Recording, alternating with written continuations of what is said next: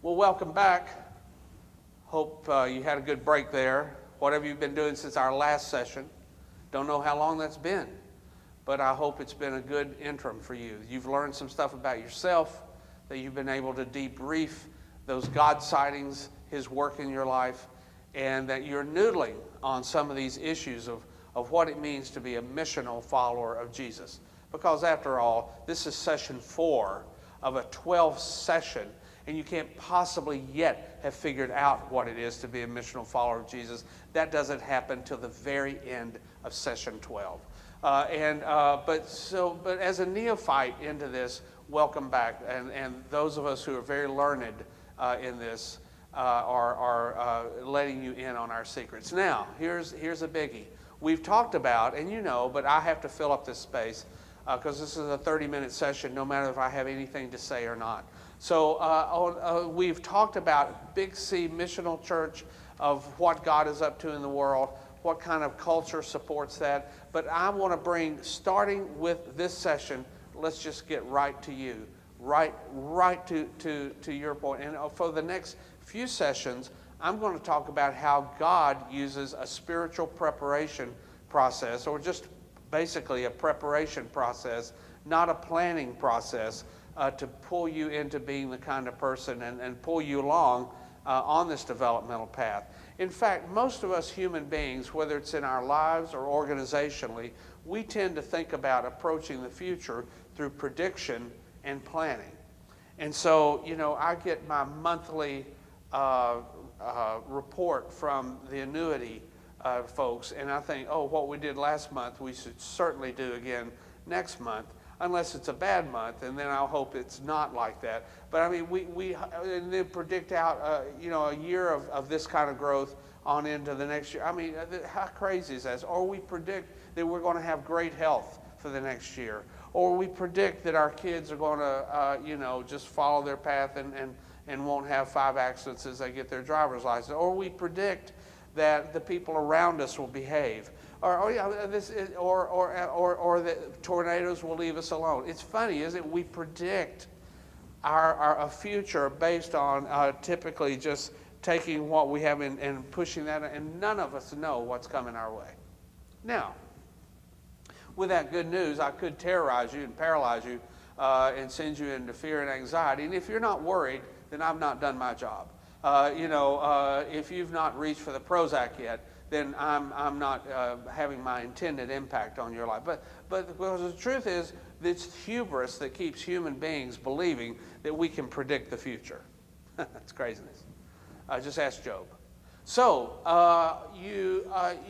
so we think prediction and then planning, and our planning models for our lives, for our organizations, are based on this predictive model of where we think we're going to be. Well, that's really not how God wants us, I think, or reveals that He works in getting us ready for the future. He doesn't use a planning modality for our lives. He uses a preparation modality for our lives.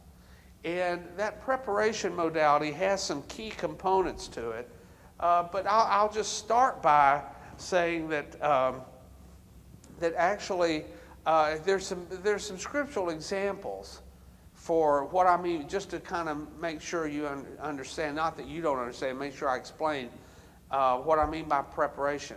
For instance, God is the one that says, I know the plans I have for you. He's the one doing the planning. It's our job to do the preparation. Or we've talked about Abraham. There's a good example. Abraham couldn't possibly plan the life that he lives.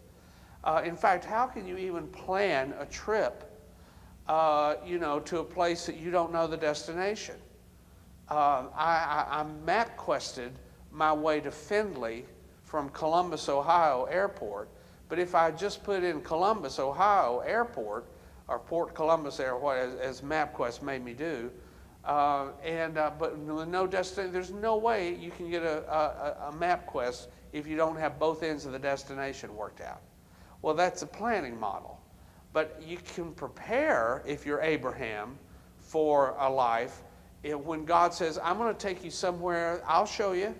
What you can do then, you can't plan it, but you can prepare. You go home, you pull up the tent pegs, you roll up the tents, you you cash out, you get the herds together, you get ready for the trip, and you just start the journey. Or if you're the children of Israel centuries later and you're in Egypt and you hear the word, you're going to be delivered. Now, maybe Moses thought you could pull off Exodus with a strategic planning committee. I don't know. Maybe he tried it. Maybe that's some of the stuff in between that we don't get reports on. But the truth is, God doesn't pull off Exodus with a strategic plan. What God does, it's his strategic plan, but certainly not he. It was not their job to plan the Exodus. But when he comes to Moses, he says, I've been listening to the prayers of my people. You see, prayer and preparation is how God wants us to approach it. I've listened to the prayers of my people, and I'm going to send you, Mo, to Egypt, and we're going to have we're going to rock and roll down there. And by the way, God's preparation of Moses for 80 years is part and parcel of what it takes to pull off Exodus. And so, God is always preparing for the next chapter when we are completely oblivious to it. Whatever it is that's headed your way, God is already preparing you for it, and you're clueless about it. It's not your fault that you're clueless. It's not my fault. That's where we are.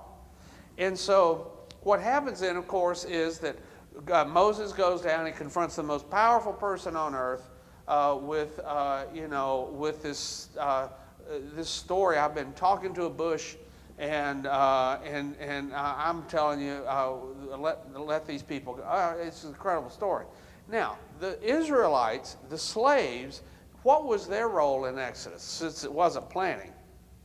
Well, it wasn't planning, but they could prepare. In fact, it was really specific. Throw some blood on the door, around the doorpost, loot the Egyptians, order takeout, and watch for the email. It was very specific what their job of preparation was, because be ready to roll when because you don't want to be left behind, because they're shooting a movie, and if you're not in it, it's just going to be an income of a bunch of stragglers going up. So you got to be ready to run. In fact, and then Jesus talks about when he's coming back, right? None of that is about, now plan my return, but it's be ready, watch. All of those parables are you've got the foolish virgins and the wise virgins, and hey, guys, the foolish virgins, they had a great plan. We're going to go down to Costco, we're going to buy oil by the case because it's cheaper by the ounce, and they missed the party. And what happens is, if you're not prepared, you don't get to go into the party. And what I see with a lot of my church clients and individual clients when I'm coaching is, if we're not prepared, we miss the party. You don't want to miss the party, because life's the party. That's the big honking deal. And if you miss that, then the rest of this stuff just hardly is worth it. So spiritual preparation modality is where you want to go. Well, having said that, we can all drum our fingers for the rest of this. How much time do I have left in this session? I don't even know. And so, or we could figure out, okay, well then, are there some specific, by the way, what good are you if I have one time I ask you how much time I have, and you have no answer for this? We're talking about preparation, being prepared, not planning. I don't care about, all right, so anyway, so there's some specific things. And our timekeeper, we will sacrifice him live here on our next session. So you'll want to get friends. So there are some specific components to a spirit. And where is the person that cleans the board in between sessions? There will be 2 executions right here in the next session, just to keep everyone excited. And if you've not turned in your work to the proctor, don't come up here now. No one wants to see you on this. If you've not turned in your work to the proctor, you too will join them for the next. I didn't mean it. I promise you. This looks like the rack. You're doing a great job. Have I mentioned that lately? No. Oh, yeah, well, I won't. All right, so this is remarkable work. What would a spiritual preparation modality, what components are there?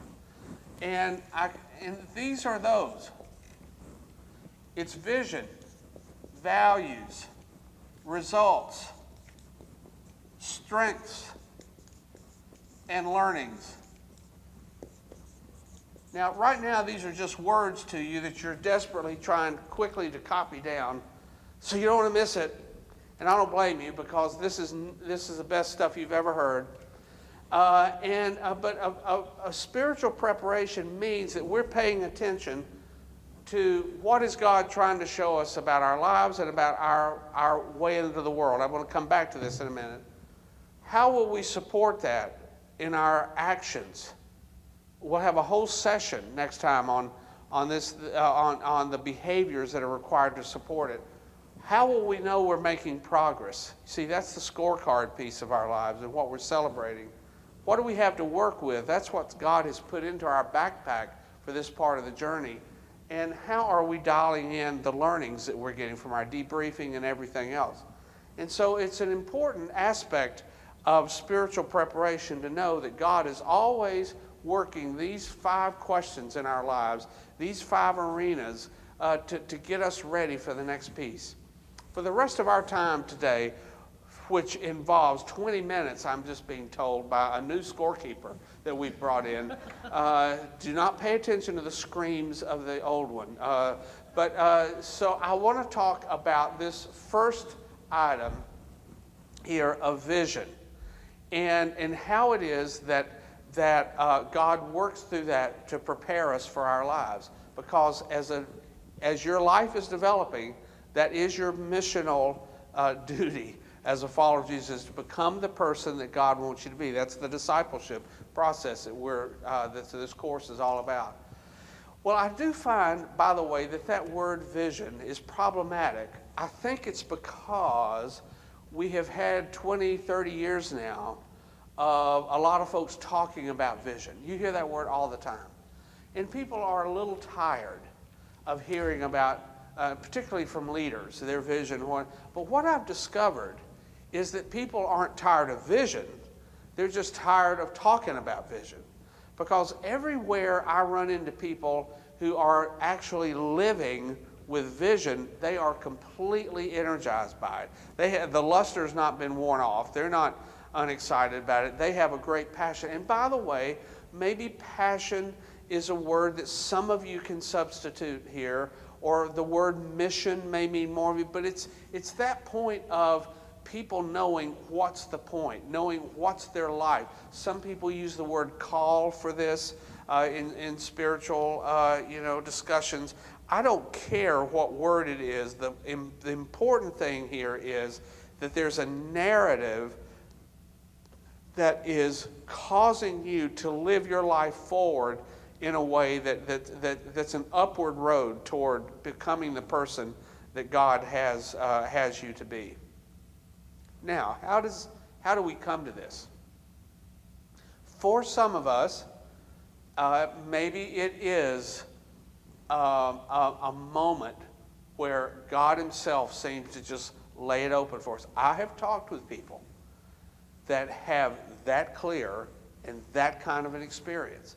If it's an Apostle Paul or whatever else, that they somehow, it's been dramatically revealed to them in some supernatural experience what it is their life is supposed to be about. When I run into those people, I will tell you they order the rest of their lives around that vision, and it gives them meaning and purpose, and they're always looking to be ready to move toward that.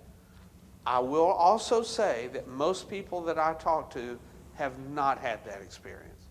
Most of us do not come to vision by one experience where we have this clear spiritual deal. Most of us live our way forward into it, a little piece at a time. It's kind of like solving a jigsaw puzzle. Our life comes to us in this box with 1,000 pieces. We have a picture on the box, to guide us, in fact, that's one of the keys about vision. But we come in our lives as puzzle pieces. Now, by the way, to show you the power of this, just imagine trying to do a jigsaw puzzle without the box lid. If you didn't know what the final thing was supposed to look like, you'd have no idea where does this piece go. I mean, there's a color, although you might start with the straight edges and you can work your way to it, but how much better to be guided by knowing. And that's what vision does for us. But a lot of us, we encounter life one piece at a time. So here's some ways I think that I've observed, and you can add to this in your dialogue with with people around you, just as you ask them, what do you think you're here on the planet to do, which is kind of the vision question. Or if you can't give the whole big long story, you might ask, what do you think the next chapter of your life involves? Which, by the way, I've discovered too that vision, that narrative of our lives, typically has chapters. It's not one uninterrupted. We have seasons, we have chapters, we have 7 good years and maybe 7 lean years. We go through various plots, but they're all subplots from the main plot. In fact, when we look back across our lives, many of us are able to see there was a theme here. We just didn't know it at the time. Because you see, we're living into this. God is calling us to this from already the finished product. See, he sees the box lid. He knows what our life's going to look like. He sees we're complete in Christ. And so he stands literally there from that perspective and is calling us into this future where our life is integrated and it makes sense. And so but some puzzle pieces that help us. For instance, like our life experience. Life experience, if we believe in an intentionally designing God and in a God who actually has us in mind all the time, then life experience is not random. It's about putting the pieces together of what we're learning that can be a real clue to our mission. I was visiting with a church leader recently. This person happens to be a pastor, and about his 4th congregational call that he pursued, where he followed an explosion in a congregational setting and helped the congregation reboot, he began to sense, oh, this is part of my life mission. I help people and I restore. Rather than fight that then he's come to peace with the fact that probably is the way that he's playing out his life call and helping,